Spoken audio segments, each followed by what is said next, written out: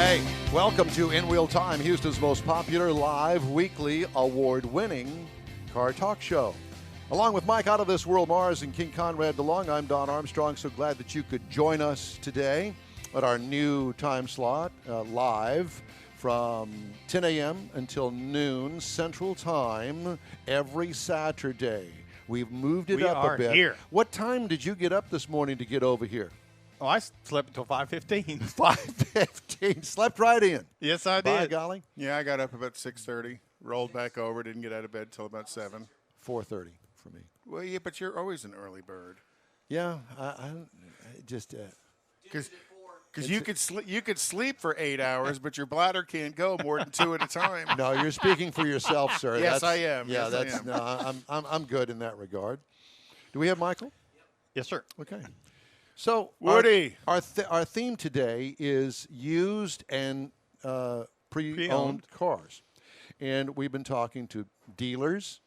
And we've been talking to Carfax and getting all of the pieces in line, if you will, the stars aligned, so we can go and actually have some sort of knowledge when it comes time to go and buy a used or a pre-owned vehicle. And I thought, what if we still wanted to go and kick the tires ourselves? What if Maudine, right down the street about 4 doors, had that car for sale that we've been looking at for 15 years. She finally decided to go ahead and put it up for sale. I want to go buy it. So Who would we get to go appraise it? Well, we could get Michael Wooding with the Auto Appraisal Network to go look at it.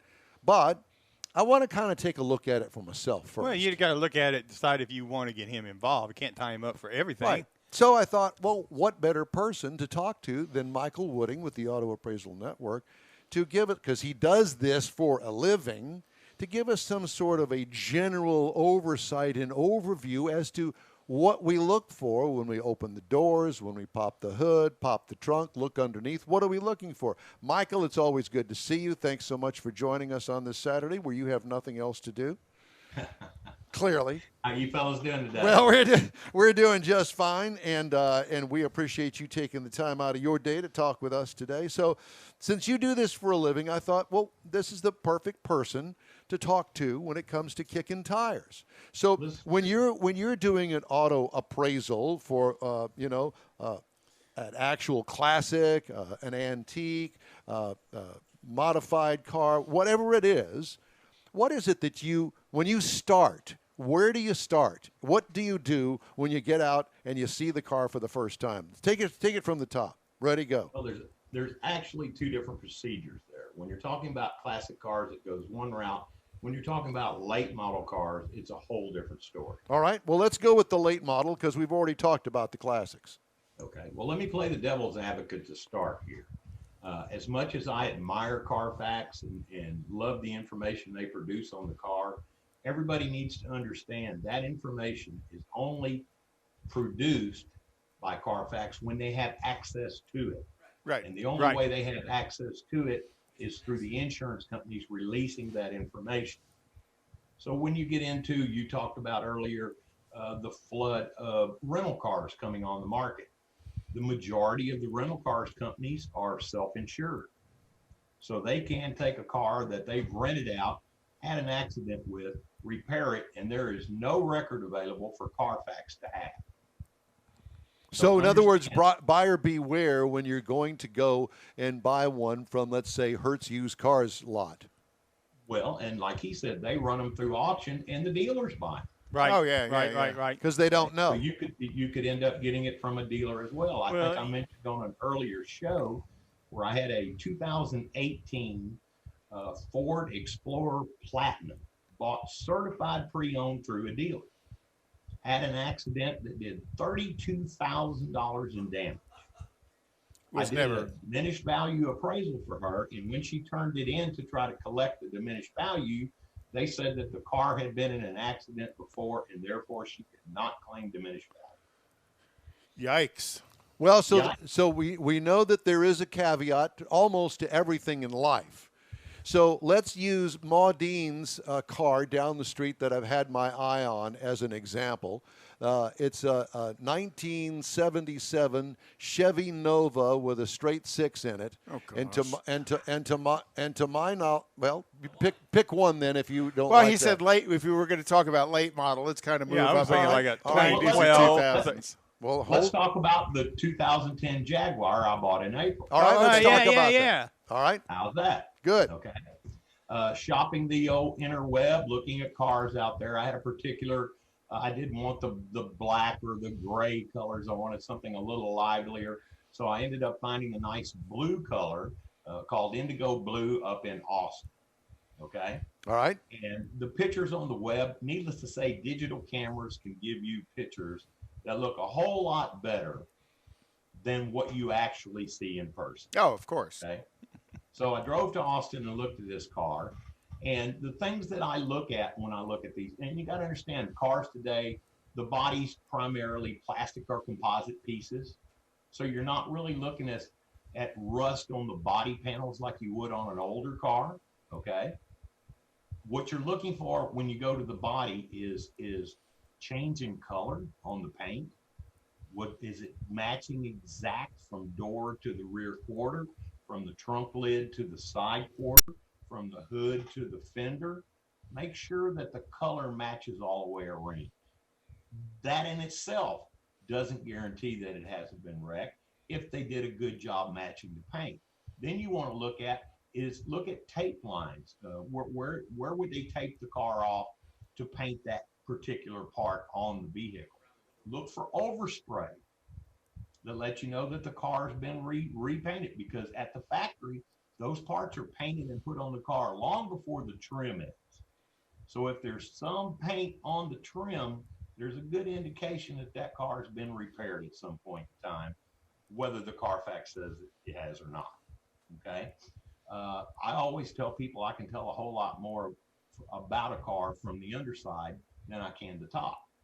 So you want to get to where the car was. Once they move the car, look at the ground underneath. Is there any drops of oil in the engine area, in the transmission area, in the rear end area, that you can see where that car had been sitting before it's moved to let you look at it? Okay, so look for that. A lot of people I know will go drive the car and then throw down a couple of pieces of paper and drive the car up on the paper. Just to look for those drops that happen. Minutes, pull it off and look again. Okay. So there's several different things you can look at there. Like I said, most of the cars are plastic and aluminum today. So the rust isn't the biggest issue that you're really searching for. You talk about flooded cars. I don't care how well they clean the inside of a flooded car, you're going to let your nose work for you, because you're going to smell it. Somewhere you're going to smell it. You might not smell it when you open the door, but don't be afraid to get down and smell the carpet.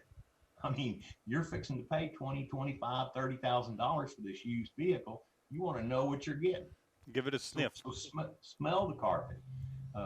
Flooded cars today, even if it just got to the floorboards, is a major issue, because there's so many electronics hidden down below the seats and low in the car. And once those electrical connections have been exposed to water, unless each and every one has been taken apart, dried, and cleaned, they're going to corrode quickly. Okay, so you're going to have faults start to occur rather rapidly. Yep. So those are some of the primary things that you want to look at on later model used cars. What about underneath the hood? What about the trunk? What about that area back behind the seats? Under the hood, cleanliness is number one to me. Now, a lot of dealers will detail the engine compartment, but they always miss something that keys me off.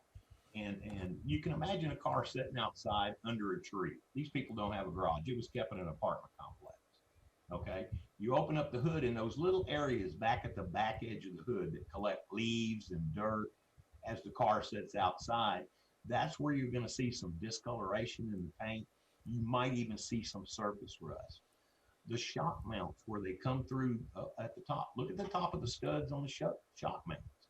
Are they rusted, or are they nice and shiny? Okay, pop the air filter container open. They're usually pretty easy to do. You're going to plastic box up underneath the hood, pop it open, and see if it's got a good clean air filter in it. See if the Let's see squirrel's how been. well the car was maintained. Yeah, see if a Pull squirrel's the been storing all this. dipstick. Pull the dipstick. Look at the oil.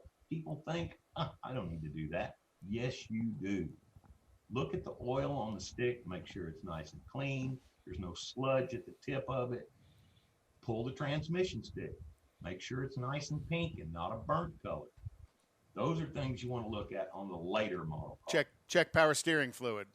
Power steering fluid. Look for leaks around the power steering fluid. You can reach down there and rub your hand on the hose. Brake fluid. A car with 30,000 miles on it's going to have a little residual oil. Okay. So don't think that just because you get a little bit that's an issue, but if it wets your fingers, then you're going to have a problem down the road.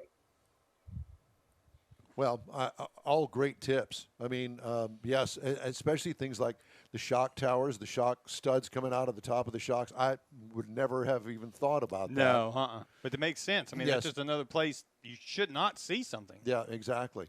And just buyer beware. Where do you get an appraisal value for the Jaguar that you're talking about? So you have actually a ballpark figure that car is worth. Is it something that is readily available to people that are going to go and buy a used car like that? Yes, with the internet today, you've got Kelley Blue Book and NADA, and all of those are going to give you a root number to work on. A retail value, a wholesale value, and a trade-in value. Okay?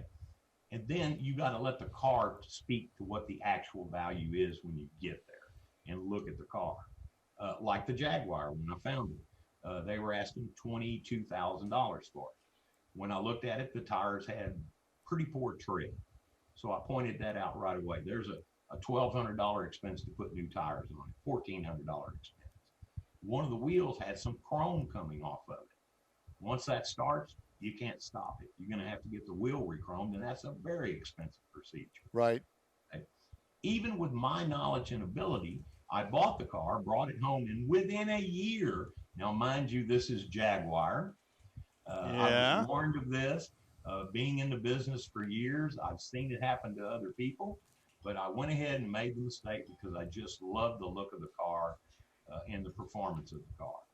But I've had to replace both cooling fans, the air conditioner compressor, all 4 wheel sensors for the brake pads, all 4 rotors, all 4 brake pads in just a year.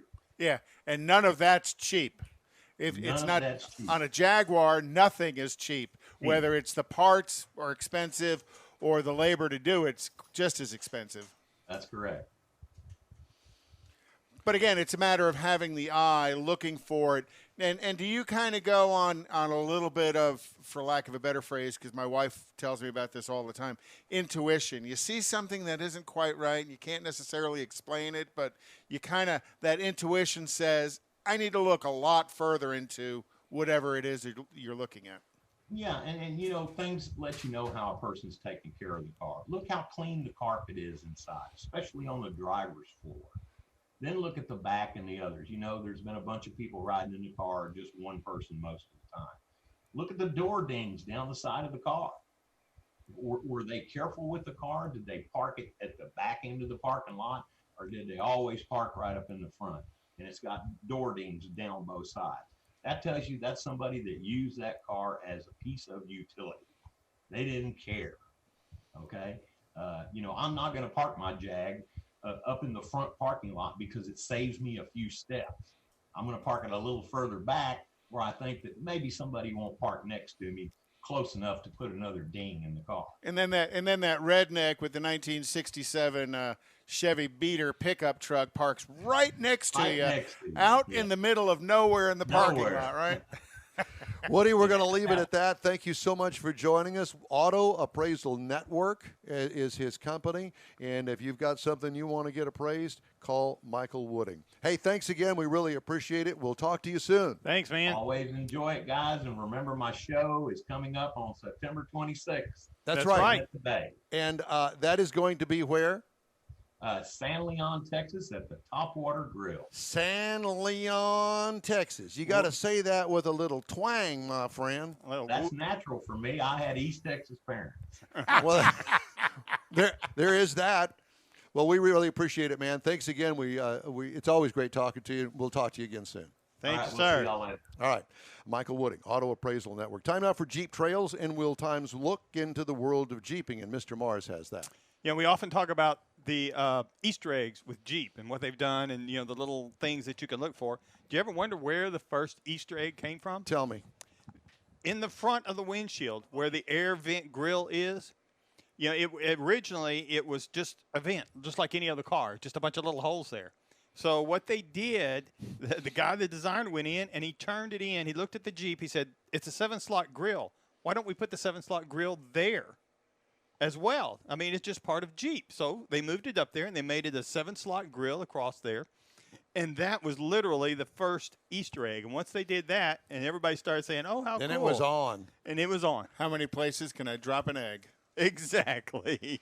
Well, it's funny because I had a Jeep Wrangler, which we'll review in a few weeks, just last week, as a matter of fact, and they have an actual Easter egg of that grill that you're talking about on the wheels on this one. Yes. It was a Sahara loaded up with a diesel and a retractable cloth top. Not a convertible top, but a retractable cloth top. We're going to review that in a couple of weeks. Just thought I'd throw that out there while I had the opportunity. Cool. I looked at that. I was going to talk about that, but I saw the Easter egg thing. I thought, man, where did that start? So this is a good one. Absolutely. All right, more of In Wheel Time online after this quick break. When you suddenly love everything. You guys, I love this song. I love these nachos. I love our kickball league. Ugh! I love this guy. What's your name? You know what I love? A ride when it's time to head out. If you see a buzzed warning sign, call for a ride when it's time to go home. Buzz driving is drunk driving. A message from NHTSA and the Ad Council. I love your car. Is this real leather? A social distancing tip. Putting distance between yourself and others is critical to slowing the spread of coronavirus. So here are ways to stay in contact without the physical contact part. Call, send a text, set up a video conference, post on social media, dedicate a song on the radio. If you have symptoms of fever, dry cough, and shortness of breath, call your healthcare provider before going to their office. For more info, visit coronavirus.gov. Let's all do our part, because we're all #alone together. Brought to you by the Ad Council.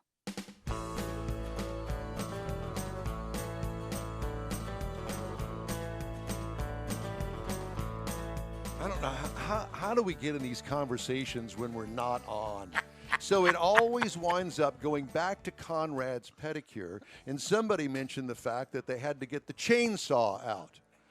It just is gross. Anyway, welcome back to In Wheel Time, the pedicure hotline. Time now for today's little tip that I got from Consumer Reports. Consumer Reports is just another avenue and another company that does reviews of cars, and they do some research and that sort of stuff. Some people I'll never do Consumer Reports. Why not? They're a legit company. They get a lot of input from buyers as well. I met some information, Consumer Reports guys that they actually invited to a car reveal several years ago that I went to. There's one of them that's a member of the Texas Auto Riders, and he comes to the events. Real nice guy. So a new study by Consumer Reports finds that vehicle buyers often must pay thousands of dollars extra for life-saving technology that they say should come standard. 2 safety systems, blind spot warning and automatic emergency braking with pedestrian detection, have been found to significantly reduce crash, injury, and fatality risk on the road. Despite the clear safety benefits, these technologies don't always come standard in new vehicles, and too often come only with the purchase of a pricey trim item or as a premium add-on. So what Consumer Reports is trying to get all of the manufacturers on the same page and say, hey, look, include it, kind of like analog brakes. Or the rear view camera that's coming up pretty much standard on everything now. So Consumer Reports reviewed the top 15 selling passenger vehicle models in the U.S. and found that blind spot warning is a standard feature in model year 2020 on the base level trim of just 3 of the 15 top-selling models and is completely unavailable on one model. Blind spot warning, Mike and I get to drive new cars, a different one every week, and that has become a huge benefit for me because without it, you've got to kind of go, is there anybody back there checking mirrors? On the thing I'm driving out there now, it's got a 4-foot steeple on it. You just can't see anything out that side. So blind spot warning is one of the things that I think that everybody should consider when buying a new car. And the more things they add to the base car increases the price, but if they add it to all cars, that cost increase will be much less. So spreads it out. On the remaining 11 models, the median increase in the manufacturer's suggested retail price, MSRP, to equip a vehicle with blind spot warning was, drumroll, $2,510 with one model, the F-150 requiring a $12,285 upcharge to include the system. But that's just one of the components within the entire option package. Well, yeah. That includes a whole bunch of stuff people may not want because all they want is a blind spot warning. Exactly. Yeah. My wife is driving her car. We had to step up a trim level.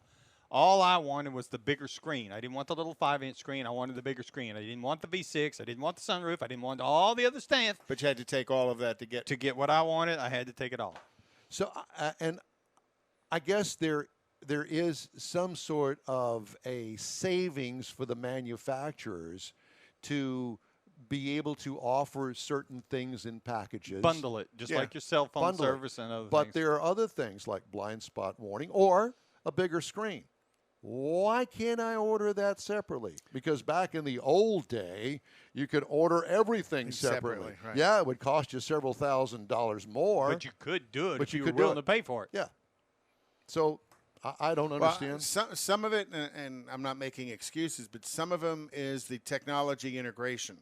So the integration of technology, blind spot warning, backup cameras, the backup radar system, the front radar system, all of those are intertwined that do the same sensors, do different things, and that may be some of it, but I ultimately think they're wanting you to buy the more expensive car, and that's why they package it the way they do. Today's automotive news is next here on the In Wheel Time Car Show. Texas Truck Works is your go-to truck customizer. From mild-to-wild lift kits, custom wheels, and steering and handling enhancements to the best personal and commercial wraps, Texas Truck Works delivers. Let Texas Truck Works founder Scott Stevens help you get the most out of your truck or Jeep. Texas Truck Works has decades of customizing experience, including power adders and complete engine swaps. Let the Texas Truck Works team design an upgrade plan that fits your budget. Get truck attitude today at TexasTruckWorks.com. GTG, BRB, OMW, be there in a few. You may think that these kinds of texts are fine because of their length, and you can easily send them at a stoplight. But no, answering one text can take your attention away from the road for 5 seconds. And traveling at 55 miles an hour, that's enough time to travel the length of a football field. Make good decisions, don't text and drive. Visit StopTextStopWrecks.org, a message brought to you by the National Highway Traffic Safety Administration, Project Yellow Light, Noise, and the Ad Council.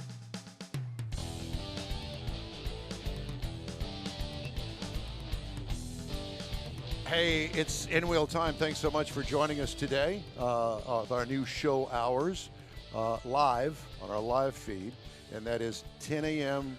to noon Central Time. Are we keeping you awake? Did you just yawn? He just yawned. Yes, I did. He just It's yawned. about the third or fourth time him- I've yawned.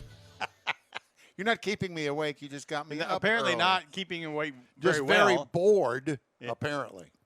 There's that. Man. I love you, Don. I love you, too. All right.